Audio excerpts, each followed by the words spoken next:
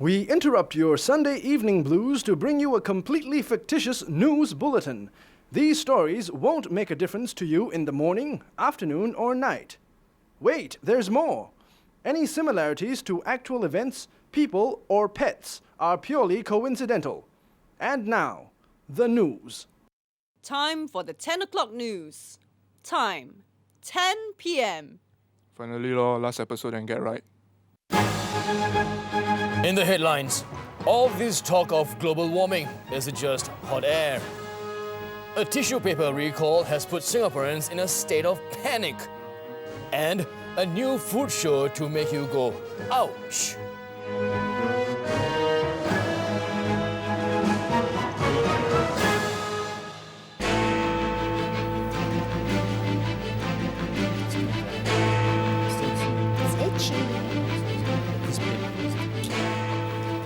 It's 12:15 p.m. in Mogadishu, 3:35 a.m. in Santa Barbara, 9:18 p.m. in Tahiti, and time for reconciliation in Burma. Hello, I'm Roy Terse. And I'm Adrianna. Wow, you're watching the news because you know that Channel 5 entertains you first. Adrianna entertains you second. Top of the news tonight, global warming, a topic that's been hotly debated and argued about lately. But is our beloved planet Earth really in as much trouble as some scientists and doomsayers predict? And are governments around the world doing enough to protect the environment and ensuring its longevity for the benefit of generations to come? But wasn't it only a decade or so ago that scientists were predicting the Earth was heading for another ice age? Tough questions all. And guess what? We don't have the answers. So we sent our rather inquisitive reporter, Jacques Hui, to investigate. It's cool to be green. From technology companies to your neighborhood cleaner, just about everyone these days is concerned with the environment.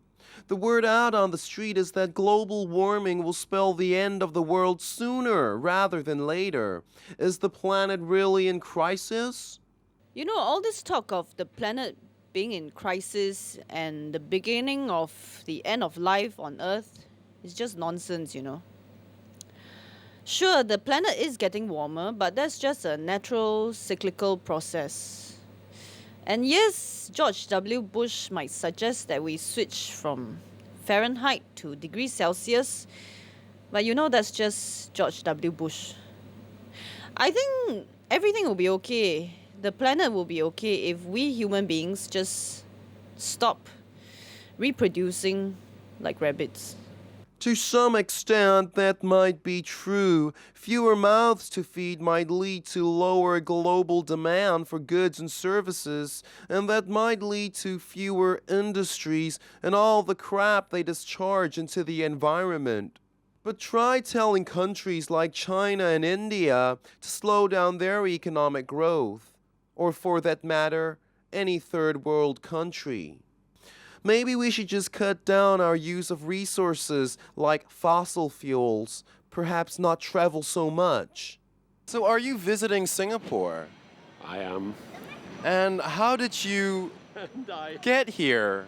And I got here using an aeroplane. But my excuse is that in 70 years, it's the first time I've used a big aeroplane, so I think the environment owes me just a little bit. Maybe we can all chip in to help the environment with little gestures of our own. You could always switch off the computer when not in use, or like my friend says, stop farting a lot. Yeah. Stop fighting? Farting, you know. Stop farting? Yes, yeah. Why? What does farting have to do with the environment? Well, methane gas contributes to, you know, this environmental degradation. So, yeah, it's a good thing to cut down on. Do you think people smoking is actually bad for the environment? I think it's a minuscule thing when one person smokes, but you know, when you have a collective of like 2 billion people all lighting up at the same time, that's going to damage our environment terribly. So, yeah. And perhaps, just maybe, we should all invest a little time to learn more about global warming.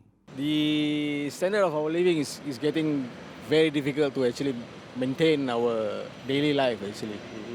with all those GSTs, you know, and the pay doesn't increase. We are still getting the same amount of pay where the GST has already been increased.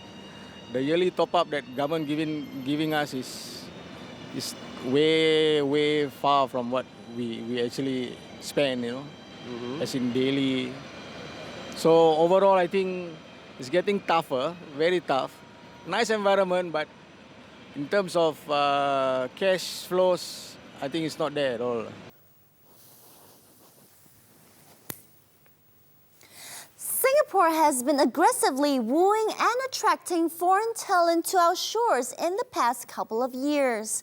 And as we know, the government has undertaken new measures to appease the claims that the authorities are farming out more and more high-skilled jobs to foreigners rather than locals. Well, several weeks ago, we tailed a British road sweeper, Johnny Come Lately, and he broadened our horizons on what that's like. Nita Goodwood brings you the second installment of our special report, A Day in the Life of a Foreign Talent. This is Nita Goodwood reporting at the famous Choo Choo Food Centre. Now, normally you would expect this to be the last place where you find a white person working, but these days that no longer rings true. This is Al No Brainer. He's 42 from Crackertown, USA. After living in China for 3 years, he decided to bring a slice of Beijing to Singapore. His specialty? Dumplings. And they're stuffed with everything from minced chicken to veggies to shrimp to crab meat. Basically, I just fell in love with Asia because, you know, anything or everything to do with Asia, I love it. I just love it, you know, because, you know, you think about it, Asia is like so Asian, man. You know what I'm saying? You know? You know why? You know? So anyway, my seafood, he's like so totally seafood-ish, and he said, 掌握降起来. And so he told me I should like totally come here and like so like be here. So here I am, and you know what I mean? So here, he said, hey mama, I'm here, mama, my mother. The minute he opens shop, the queue is endless and incessant.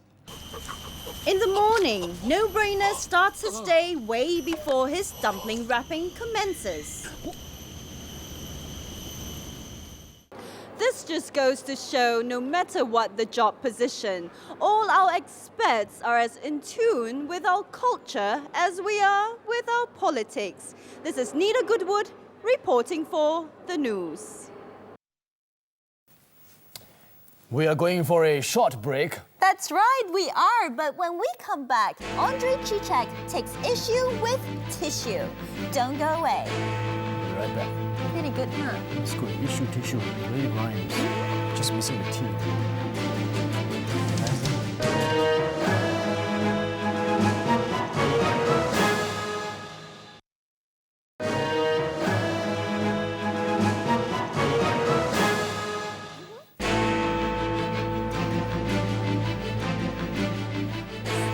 Back to the news, everybody.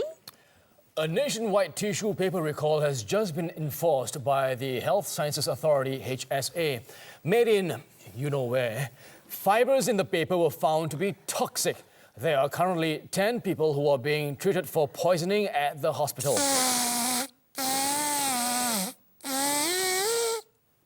Common side effects include sweaty palms, uncontrollable diarrhea, and a fleeting sense of déjà vu. Really? This all seems oddly familiar.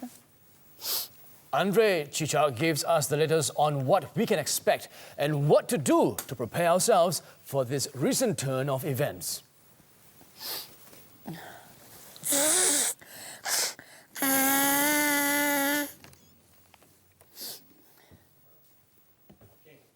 Walk into a food court or hawker center and the sight of tissue paper packets occupying seats at a table instead of human beings is unmissable.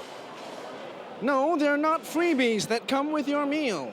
Known as the tissue paper reservation, it is an ingenious but annoying move which seems to have found its own circle of adherents.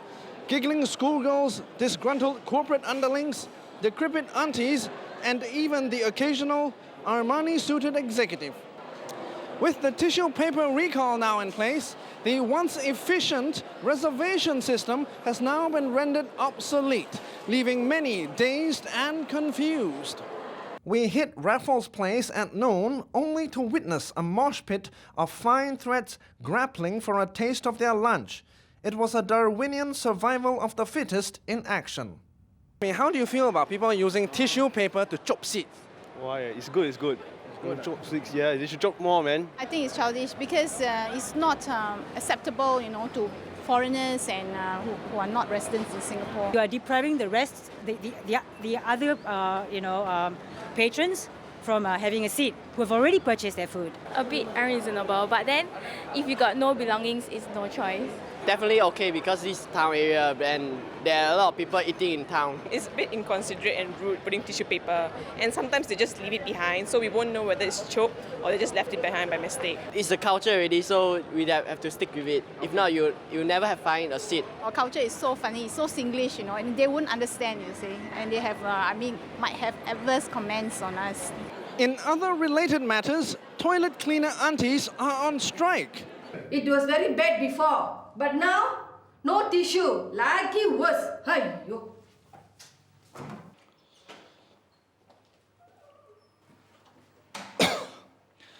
No one knows how long this recall will last or what the repercussions could be. It is, however, a certainty that the absence of tissue in the nation is already posing a serious issue. NEA held a press conference today addressing the crises and instructing the public on alternative measures. In light of this tissue issue, it is important to note that we are clean and green and not without natural tissue paper alternatives. Some recommended options include angsana seeds, casuarina cones, and tembusu leaves. Smooth stones also do the trick. Obviously, some experimentation is needed to make this practice work, but it is worth a try. And when nothing is available, there are always these. Sachsenhausen! Indeed. Since the recall, all tissue paper is under investigation. And until the HSA discovers the root cause of its toxicity and how to rectify it, flora will be our only form of toiletry. When will things get back to normal? Only time will tell. This is Andre Chichak reporting for The News.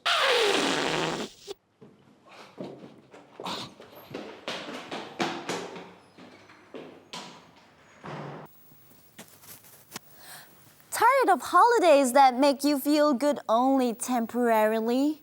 Tired of relaxing getaways with the same old sightseeing, shopping, and dining? Well, a new kid on the travel block may just have the perfect holiday alternative for you. Xiao Brothers Travel says its new holiday packages are sure to blow you away. When 37-year-old Johnson Tan was pondering alternatives for his annual holiday with his brothers, none of the tours on the market seemed to interest him. We have been all around the world, seen London, Paris, and Brazil. We are tired of looking at museums, street parade, and beach holiday. Nothing excites us anymore. We want something extraordinary. Well, extraordinary is exactly the word to describe the latest offerings by Xiao Brothers Travel, which was set up only a month ago. And the company says that its holiday packages are perfect for people who want to take extreme holidays a little step further. On offer at Xiao Brothers are packages that include paintball games in Chechnya, treasure hunting trips in the Cambodian minefields, and Hantambola in Palestine. You imagine a game of paintball in Chechnya. If you can survive that game, tell me which company will want to hire you. You will be the kind of risk taker that even the PM will want to talk about during National Day rally. Our holiday packages are very reasonable. We will even throw in limited travel insurance, FOC, provided you are DOA. But why would anyone want to take such holidays that may require you to come back in a body bag? Let's face it, man. There is nowhere in the world that is completely 100% safe. Don't have. So what better way to conquer your fears of living in the world today than to face the terror head on? And besides, Singaporeans are always talking about wanting holidays that are off the beaten track. We say, put your money where your mouth is. My brothers and I can't wait, man. We already booked the 1 day, 1 night Hantam Bola package to Palestine. We are also hoping to extend our stay if the conditions are right. Xiao Brothers Travel says its packages start from as low as $44.44 and is inclusive of a one-way ticket and one-night stay at a local hospital. This is Andre Chichak reporting for The News. Time again for another short break. But when we come back, a new food show that will rival even Fear Factor. Wow. Be right back.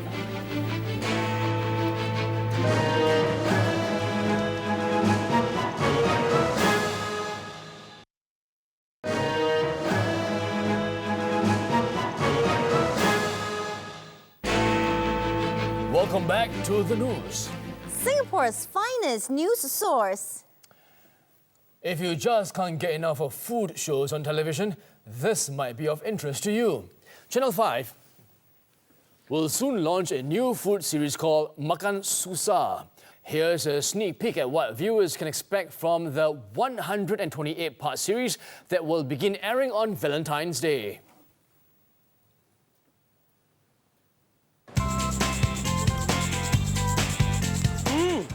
Hello, I am MC Tito and you are watching a brand new food show on Channel 5 called Makan Susah. You know, nowadays, all these damn food shows on Channel 5, 8 and U are about the most sedap, mouth-watering and happening food in Singapore. But come on, you and I both know that just because they feature a stall doesn't mean that it's good. Why not? Huh?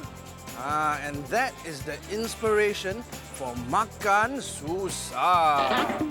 Come on, let's go check it out. We are the ultimate food guide to the worst food in Singapore. If you are looking for a stomach ache, food poisoning, or just several days to lie in bed dying of stomach cramps, this is the food show for you. Come on. Wow, so hot. Susah, man.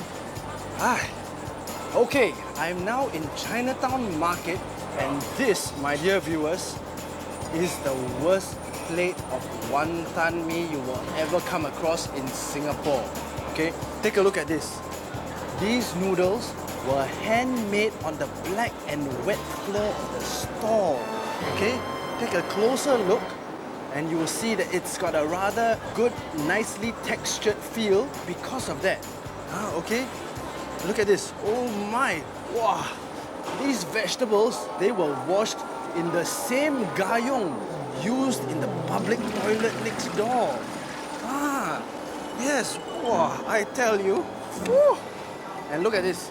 This piece of char siu are at least 2 weeks old and kept in the open without refrigeration.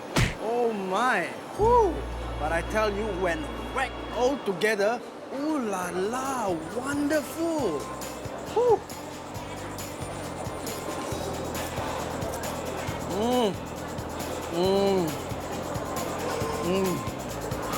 The feeling, I tell you, is like magic. And that magic is like, I mean, it's like, uncooked, unhygienic, unhealthy. This is what I call raw. This dish confirm will give you at least 1 week MC. I rate it 3 toilet rolls. Die, confirm die. Whew.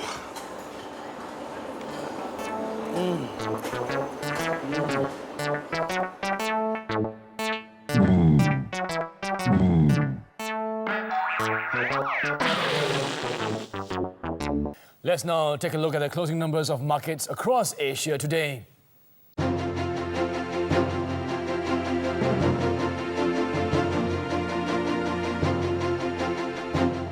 Time now for a weather update. Take it away, Windy. He was gorgeous. All that muscle. Oh, Hello, Singapore. Hope everyone had a fabulous New Year's party. I know I had an absolutely wet and wild one, which I cannot tell you on national TV. So let's move along, shall we, people? Okay, let's go. Now, it looks like the wet weather from the monsoon is set to continue to the middle of February at least. Major flooding is expected in the western part of the island between Clementi and Tuas. I wonder where that is. Oh, where is that? Anyway, if your estate is not part of the cleanest estate competition, I guess you owe a debt of gratitude to the rain. It's raining men! Hallelujah! It's one of my favorite songs. For washing away all that grime and dirt from your neighborhood that you were supposed to take care of. Huh? Lazy. The wet conditions means slippery roads, so for all you drivers out there, yeah, all you take me for a ride sometimes, won't you? Take care, okay? Precautions, okay? Please, all right? Remember, I always say this to my friends. Don't drink and drive. You will spill your beer. All right, that's it from me. Back to you in your studio. Thanks, Windy. Thanks, Windy. Well, that's it for this edition of the news. Please check our website for more news updates and my chat service. Good night. Good night. Bye-bye. Have you checked out my chat service? Of course not. What makes you say that? It's really cool. You should log on. I still think the pink flowers are right. No, I've You never... like those? I didn't go to that. The pink flowers?